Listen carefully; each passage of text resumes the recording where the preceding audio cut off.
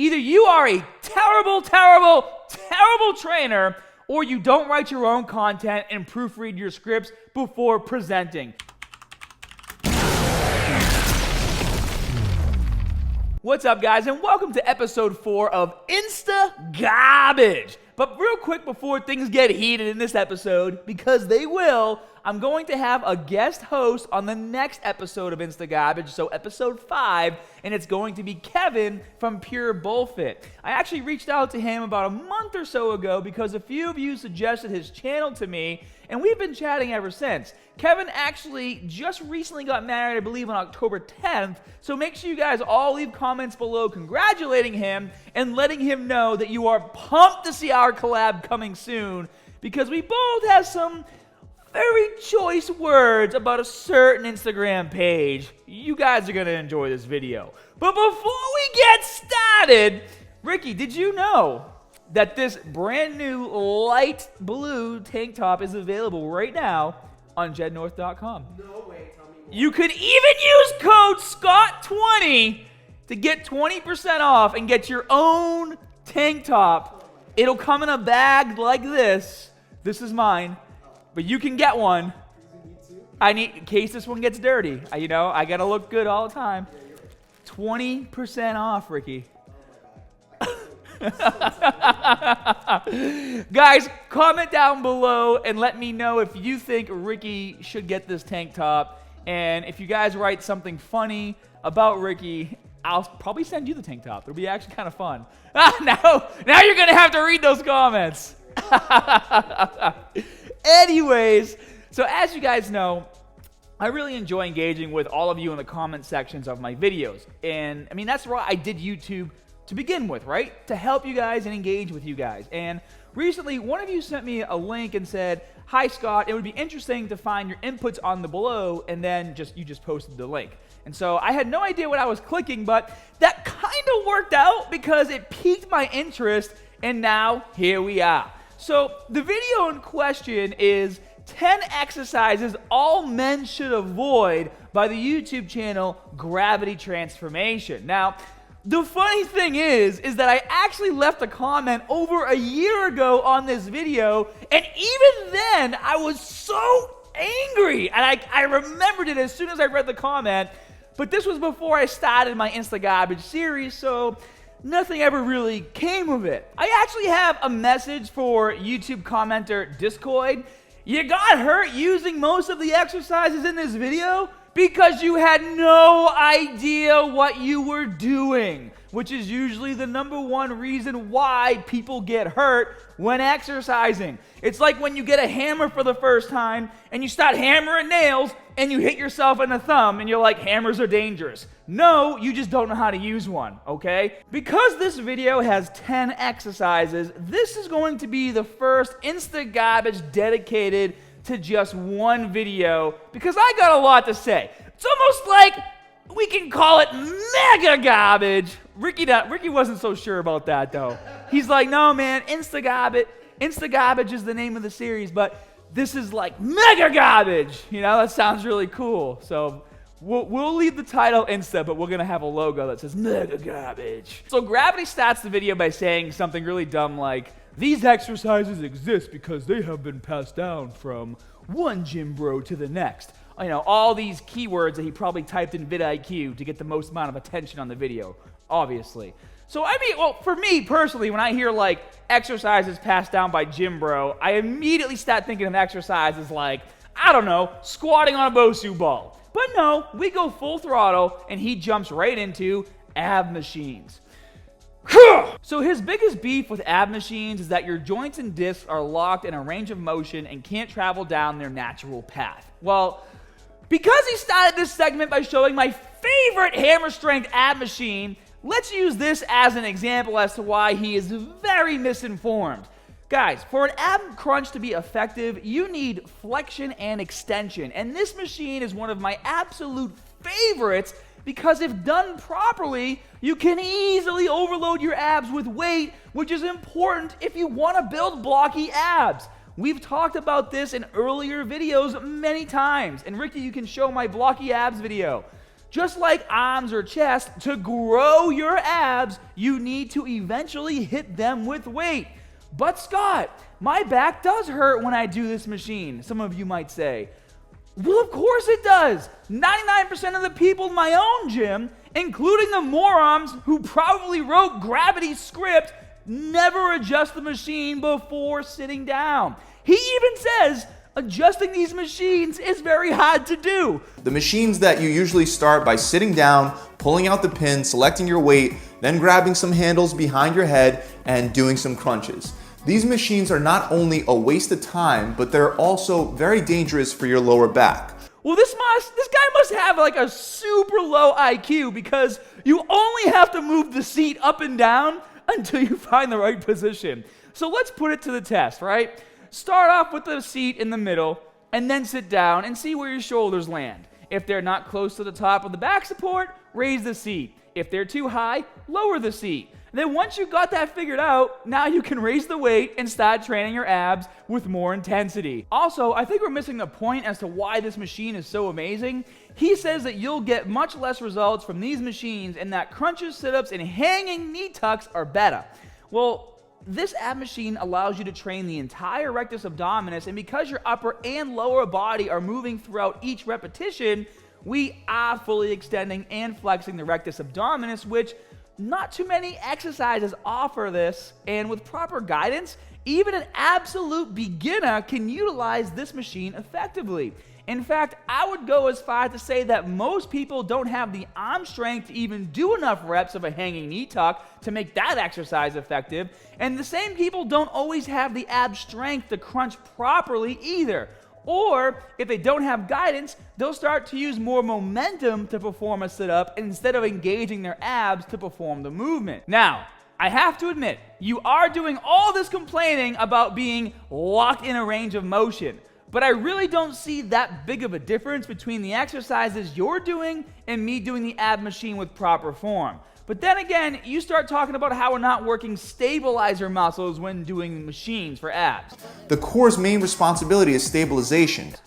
Bro, these machines are tools to be used in a program. Not to mention that if you have a well-rounded workout program, you will be training the stabilizers in your core doing other exercises. You know, like barbell rows, squats, or deadlifts, okay? Like, those muscles do get trained. It's like you're trying to tell dudes to only dumbbell bench press and to never barbell bench press because you don't work your stabilizers as much in your shoulders when barbell pressing versus dumbbell pressing. Newsflash, bro, the ab machines are used by a good trainer to help overload the abs, and that is their intended use. Or they are used for clients that have very poor control over their core to help start to build some more core strength. Then it is up to you as the trainer to graduate them from an ab machine to a more advanced exercise. This guy just says a lot of really stupid fluff without really backing up any of the things he is saying with real reasons. For example, the transverse abdominis is very important to work on because not only does it help prevent injury, but it also pulls your stomach in, keeping everything nice and tight and giving you that flat stomach look. Cool story, bro. Care to explain more? That's like saying training your legs is important so you have the strength to sit down and get up. Yeah, that's what legs do. Then he talks about holding a weight behind your head to make crunches more intense, and then he doesn't even do them right! You need full extension and flexion on every rep, and if you can't do it with a weight, you shouldn't be using weights. This just really made me angry, guys, because he spent so much time bashing ab machines, and then he doesn't even show proper form when doing floor crunches or ball crunches, and then just casually says, do some hanging knee tucks, even if you can't hold yourself up there long enough. As if the people he's targeting with this video are even going to have the upper body strength to do them, right? Also, you talked about how important the transverse abdominis is, and then never talked about how to properly train it. Like, work a transverse abdominis. Ricky, shut it down, we're done. So let me educate you guys with an exercise that I like to call stomach vacuums, also known as abdominal howling. I actually have an entire video that explains all the progressions of the movement so you can maximize the effectiveness of it And if you still feel like ab machines aren't challenging enough, you can even stomach vacuum between sets. This way, you're taking full advantage of the flexion and extension under a heavy load for some hardcore ab training, as well as pulling in your midsection. Boom! The second exercise is the behind the head shoulder press. Now, before all you keyboard warriors start shooting your mouths off, or fingers, or whatever you're going to use to get upset, in my opinion, most people avoid this exercise for the very reason why most people should avoid it, and that is because they have poor flexibility or a pre-existing shoulder injury. But when you do actual research, you know, that thing where you spend a few hours online looking at various sources of information and look at the facts, the behind the neck press actually targets all three deltoid heads much better than the overhead press as well as the traps. Guys, I don't know if you know this, but I hate the overhead press. I complain about it all the time. Ask Ricky. I'll be in the gym training shoulders, and I'll just go up to strangers and be like, bro, do you know that I hate this exercise? Do you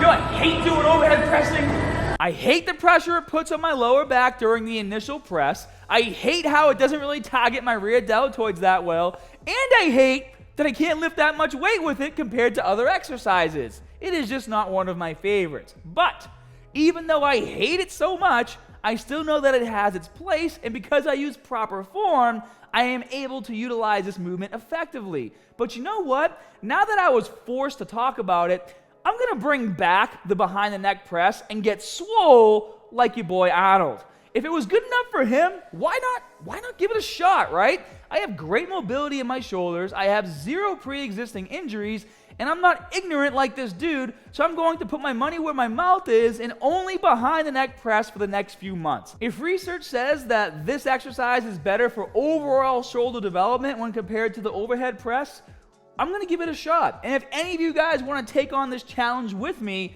comment below and we can jump over to my forums and talk about how we feel and if our shoulders feel like they're going to get torn up or not. And if over the next few months I start to develop pain or any issues, I will put myself in a future episode of Insta-Garbage and put myself on blast. Okay, guys? You can research this yourself and you'll find when you go behind the head, you're still targeting the same muscles that you would normally target if you went in front of your head, and there's no advantage when going behind your head that'll allow you to, for example, build more shoulder muscle faster. Yeah, I guess you're right, dude. Other than the fact that if you were to grab a barbell right now and do a few overhead presses and then do a few behind the neck presses, that you will immediately feel more engagement in your posterior deltoids and your traps. And I don't need to hide behind a scientific study for this one, guys.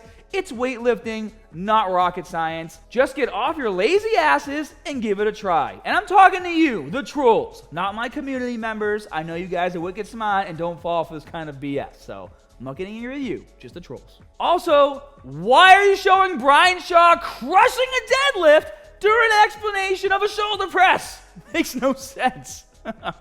But guys, if I'm being completely honest here, I really like that with this movement, I'm pressing up and over the middle of my body, as opposed to when doing the overhead press, I'm pressing more in front to up and over my body. I feel a lot more stable moving the weight up and down in a vertical line as opposed to in front of my head, like in the overhead press. Also, bro, newsflash, if your shoulders and neck hurt during an exercise, that could be an indication that you have poor shoulder and neck mobility. So if you look like this when pressing, maybe you gotta work on some things, man. Keep in mind, the guys that you see performing this old school exercise at the gym are doing it for no reason, because there are no proven benefits for going behind the head. Only risks and disadvantages. Oh, okay, Gravity. Instead of using this as an opportunity to show some movements on how to fix the issue of your protracted shoulders, just tell your audience to avoid exercises that will force them to realize that they've got some issues they need to work on. Actually, no, they won't thank you. They will just get progressively worse until something snaps. Guys, the excuse used here is literally that you should avoid these shoulder positions because most of us nowadays suffer from protracted shoulders because we are hunched over at a desk job all day and are losing our shoulder mobility. Well, newsflash, guys, that is why your shoulders also hurt when squatting. You are placing them in the same exact position. So what's the solution to that? Stop squatting or work on your shoulder mobility? You decide. Next, he talks about using the Smith machine for squats, and I'm just going to move very fast through this one because he starts the clip by showing someone doing a hack squat. Bro, there is a difference between a squat and a hack squat. Like, stuff like this just gets me so mad because your channel spews all kinds of nonsense and uses cute little thumbnails to draw in an audience that is going to believe all the garbage coming out of your mouth. It's really pathetic, dude. You know you're showing a hack squat. You have to know. I get it, man. You have people that edit your videos for you, all right? But don't you have to approve or sign off on them before they go live? Do you not care about your reputation as a trusted trainer? Specifically with the Smith machine squat, you're putting yourself into a very unnatural squatting pattern. First of all, the whole time that you'll be doing the exercise, you'll be leaning your weight back. This would be impossible to do with a regular barbell because you would simply fall backwards. Well, I guess I have my answer. You literally just compared a hack squat to a barbell squat and had absolutely no idea what planet you were on while regurgitating all the pretty words on your teleprompter. But before I move on, I need to admit something. I have taught clients to squat on the Smith machine. Unfortunately, some of my online clients only have access to a Planet Fitness, so they have no choice and they don't want to skip squatting. So depending on the type of Smith machine it is, because some have an up and down bar path and some are slanted, I make adjustments to their form so they can get as close as possible to a squat without injuring themselves. This is how a good trainer gets the job done. You make the best with what you've got. And if that piqued your interest, you guys can email me, scott@scotthermanfitness.com, if you're interested in online coaching and training, and I'll send you some information on how to get started. Okay, Ricky, I need to move on before my IQ drops. The hip abduction and adduction machines. There is no natural movement that would load your hips with the kind of heavy weight that you'll be lifting on these machines in that movement pattern. Okay, so he says to avoid these machines because there is no natural movement that would load your hips with the kind of heavy weight you'll be lifting on these machines, and because of this, they are known for causing serious lower back injuries. How many people do you guys know that have seriously injured their lower back on these machines? Maybe you know a guy who couldn't do a split and then went a little too wide and now he can sing a high note, but seriously injured their lower back? Go ahead, comment below. I'll wait. How the hell am I going to injure my lower back by sitting upright in a machine while opening and closing my legs? I could maybe think that from overloading with these exercises that my hips get tight and start to pull on my lower back, and that can cause some lower back discomfort. But then again, if I'm keeping up with my mobility work and my stretching that's required to squat properly, why would I have all this built up tension? Well, the easy answer is I wouldn't, and he's just spewing nonsense for content because he wanted to use this machine image in his thumbnail because most people like to use this machine. We get it, bro. You're trying to take advantage of clickbait. But it gets better. He says instead of doing these machines, that you should use bands, and then he proceeds to show a woman doing rear leg raises for glutes. Again, bro, you are making yourself look pathetic because you do not take pride in your work. Here, let me show you how to properly use a band for adduction and abduction. That way, all the people who were tricked from your video will now know how to properly do these exercises with a band or cable machine if they don't have access to the machines that we're showing right now, the abduction, adduction, which I do recommend to use if you have them. Next up is the seated torso rotation machine. Another very dangerous machine for your spine is the seated torso rotation machine. This is the exercise where you stick your knees in between two pads and twist your lower body left and right to work your obliques, supposedly. Actually, this machine targets your core, and your obliques are the primary movers, which are responsible for spinal rotation.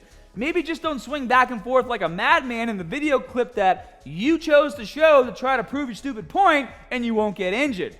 Then he suggested doing a better exercise like a cable wood chopper, which is probably the only thing I agree with him in this video, but a wood chopper requires so many more form cues to do properly and is much easier to injure yourself on than sitting down in the machine and twisting from left to right. The next exercise is the upright row. And guys, you know my stance on this, all right? Use a wide grip or use dumbbells. The only wrong way to do this exercise is the way the guy is showing you. Of course, you're internally rotating your shoulders and you will get an injury. You're doing it wrong. So either widen your grip and do it right, and if this still bothers you, use dumbbells, and if this still bothers you, stop doing the exercise or work on your shoulder mobility with some dumbbell and cable rotations. Like, any exercise can cause an injury if you do it incorrectly, period.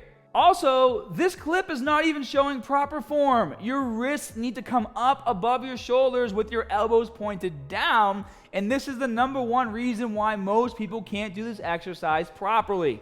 Instead of retracting and depressing their scapula during the movement, they stay stiff as a board and just stop when the barbell gets to their chest. So there is a huge difference between the right and the wrong way of doing this exercise. The sixth exercise is the behind the head lat pull down, and I really hate how he starts off by saying, this is bad for all the same reasons as the behind the head barbell press, even though one is a pull movement and the other is a push. But okay, anything for views, bro. The main beef people have with this exercise is that when the shoulder joint is placed in a position of horizontal abduction combined with external rotation, more stress is placed on the rotator cuff in order to stabilize the head of the humerus. Why couldn't you put that in your video, bro? Anyways, moving on. Okay, I can see the point here, right? But did you also know that one of the biggest injuries in the gym is a biceps tendon tear when deadlifting? This hasn't caused mass panic and all the deadlift stations to be banned, has it? So why are we getting all hung up on demonizing an exercise like the behind the neck lat pull down? If I were to really think about it, I would say the main issue with the behind the neck lat pull down is that people tried to go too low with the movement because they're used to using proper form with the front version. Maybe if you're throwing your head forward trying to slam the bar off your traps, you're going to injure yourself. So if you're doing that, maybe you should stop doing silly things like that in the gym and pay attention to proper form. But before we get to the last few exercises here, guys, if you're enjoying my content and like that I'm calling out the BS in the industry, please show some love and tap that like button. And if you want to see more videos like this, nothing encourages me more than reading your comments below. I mean, the only reason why I made this video was because one of you suggested it. I take a lot of pride in what I do, and the proof is in my own programs, which you can check out on my app or website, muscularstrength.com. No phony promises of spot reducing fat or building insane amounts of muscle in an unrealistic time frame. Just the solid advice and support you need to make fitness a part of your lifestyle so you can build the body of your dreams. So if you haven't yet, click the link in my pinned comment below and check out my 12-week programs, my custom meal planner, and my forums where you can get all the help and guidance you need. The seventh exercise is the leg press, and he starts off already knowing he is about to say some really stupid stuff. Next one that I want to go over, I already know is going to make a lot of people in the comment section mad, but... So he says that this is bad because your back and hips are in a locked position. Well, my friend, that is the exact reason why we're doing this machine to begin with. Because you no longer have to worry about all the back and hip stabilization that's required when squatting, you can actually overload your legs a bit more with the leg press. Also, because we don't have to worry about stabilizing our back and hips, we are now free to use a multitude of foot positions to specifically target different parts of our legs.